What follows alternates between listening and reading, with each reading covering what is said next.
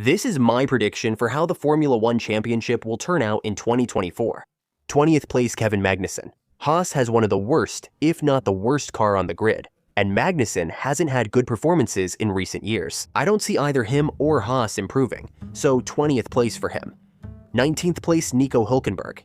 He's in the same situation as his teammate, but I think he's a better driver. Last year, we saw how he was able to get Haas into Q3 several times, and he managed to score good points for the team. We have to remember that Haas's main problem was tire degradation, and this year, with several sprint races, Hülkenberg might be able to score a point or two, just like he did in Austria last year.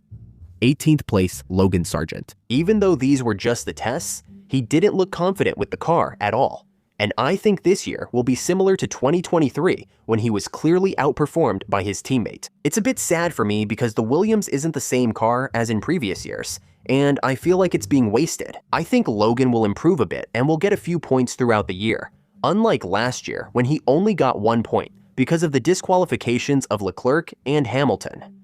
17th place Wang Yushu. He's had 2 seasons where he's gone unnoticed, being outperformed by Valtteri Bottas, who seems to still be in Formula One as a hobby. The car doesn't promise much, as you saw in the Bahrain tests, and that doesn't help Zhou be higher in the standings either. 16th place, Valtteri Bottas.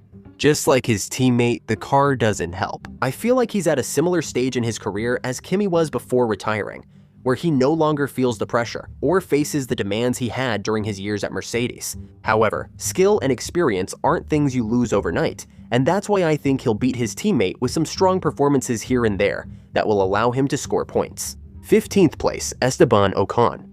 Several experts say that the Alpine is the worst car on the grid. Also, there's no stability in the team with the constant changes, firing and hiring people year after year. As for Ocon, he's a very talented driver, but I think he'll keep making mistakes because of unnecessary fights, trying to gain or defend a position that doesn't make sense. This has led him several times to crash with different drivers, teammates, and in 14th place, Pierre Gasly.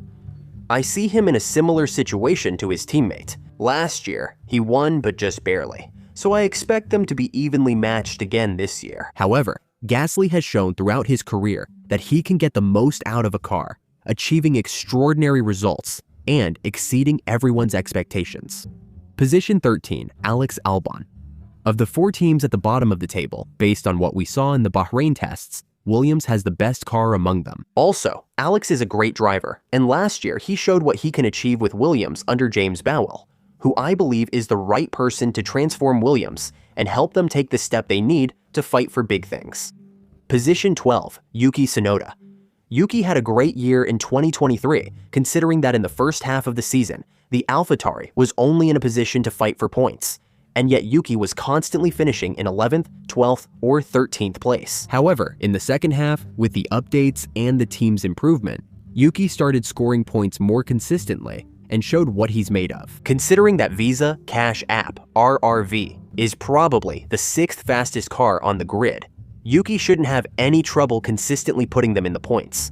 Position 11, Lance Stroll. I see him in this position because I think Aston Martin will have a good car, so I think he'll be ahead of Yuki. For several years, he has shown flashes of quality, which in the end were just that, only flashes. That's why I consider him one of the most inconsistent drivers on the grid right now. Last year, Alonso showed the difference between the two and made it clear how little performance Lance could get out of the Aston Martin. In 10th place, Daniel Ricciardo. Despite having a worse car than the Aston Martin, I think we're going to see the Daniel Ricciardo we saw at Red Bull for so many years, and we'll see how he gets the most out of his car, placing 1 spot above Lance Stroll.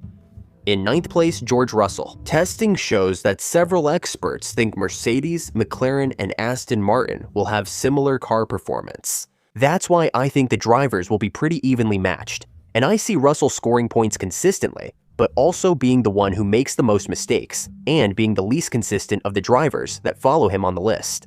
8th place, Oscar Piastri. Oscar is still a diamond in the rough. Last year, he showed what he's capable of with the sprint victory in Qatar, and during the second half of the season by consistently scoring points and getting on the podium. It's only his 2nd year in Formula One, so I think he still lacks the experience to rank higher on this list. Also, the McLaren car may not be as strong as it was at the end of last year.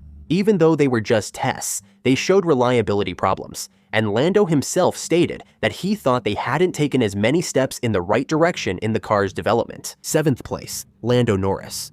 His case is quite similar to Piastri's, but his experience in Formula One will be enough for him to beat his teammate. Unfortunately for Lando's fans, I don't think 2024 will be the year of his first victory. 6th place, Fernando Alonso. Alonso is Alonso. 5th place. Go. Last year, he proved age is just a number, and he can still reach the podium if the car permits. I don't see Aston Martin as high as at the start of last season, considering the development of another team, but I do think that with the progress they've made, and with everything Fernando Alonso represents, he'll be able to finish 6th in the championship. 5th place, Lewis Hamilton. As I said, I think the cars from these last 3 teams are going to be pretty evenly matched, but I see Lewis being the most consistent of this group of drivers. I believe Mercedes will develop better than Stout Martin this year, based on last year's performance. Also, I think Hamilton's experience and skill will be enough to surpass McLaren's young duo. 4th place, Carlos Sainz. According to what we saw in the Bahrain tests, and what several motorsport experts have said, it seems that Ferrari will have the 2nd fastest car on the grid, considering they solved their main problem, which was tire degradation. On Carlos's side, he has shown several times what he is capable of, with clear examples being his victory in Silverstone and his win in Singapore, the latter being the only victory in 2023 achieved by a driver who wasn't racing for Red Bull. 3rd place, Sergio Perez. The RB20 is the best car on the grid, but I see Checo struggling just like last year. For 3 years, he has been quite far behind Max, and I don't see that changing this year. Obviously, he's not a driver to be underestimated, but I don't see him fighting for a world championship. 2nd place, Charles Leclerc. Charles has shown numerous times how good he is, and how he can get victories if he has a car that's capable of it. And as I said, this year's Ferrari is a big improvement compared to 2023. I think this year he can get a victory or two and secure 2nd place in the championship if Ferrari doesn't hurt him with strategy and other situations we've seen in recent years. 1st place, Max Verstappen. He has the best car, he's the best driver right now, and I think it's going to be total domination with Max winning his 4th world title. There's not much more to say. Let me hear it. What's your ranking?